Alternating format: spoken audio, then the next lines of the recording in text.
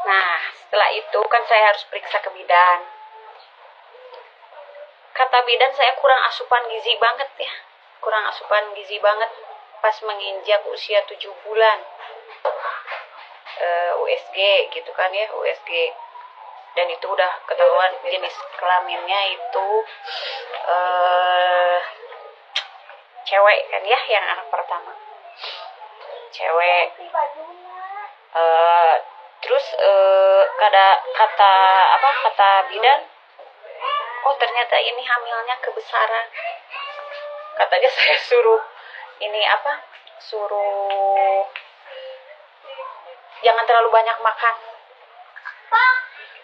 Mungkin karena saya kelamaan 3 bulan gak makan nasi, terus dari 4, 5, 6, 7 itu normal kembali, makan saya itu jadi lahap banget. Dan saya diperiksa ke ibu bidan, dan ibu bidan bilang, wah makannya jangan terlalu banyak, katanya bayinya terlalu besar gitu kan ya. Saya terus, tapi omongan bidan itu gak saya dengerin. Karena tiap hari itu nafsu makannya itu besar banget ya. Dari normalnya cuman sehari 2 kali, itu saya bisa 4 kali 5 kali hamil sama yang pertama.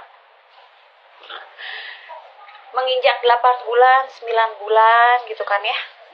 Nah, pas 9 bulan kontraksi ya, kontraksi 9 bulan kalau nggak salah 8 bulan lebih 1 minggu itu saya udah merasakan kontraksi gitu kan ya.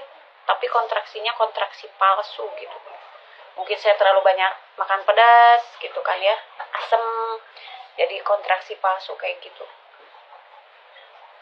Nah, udah menginjak 9 bulan terakhir, saya harus periksa lagi ke dokter kehamilan. Waktu itu pas maghrib, karena saya udah ada kontraksi ya, udah ada kontraksi di punggung, itu sakit, panas banget ya, daerah ini bawah perut tuh. Periksa ke ibu bidan, katanya saya udah ada pembukaan 2 pas maghrib, dan kata ibu bidan udah nggak usah pulang, nginep aja di sini. Tapi kata ibu saya nggak usah lah, mending pulang aja, kan baru pembukaan 2 itu masih lama. Tapi itu kan tergantung tergantung si babynya juga ya, kan ada yang cepet, ada yang lambat.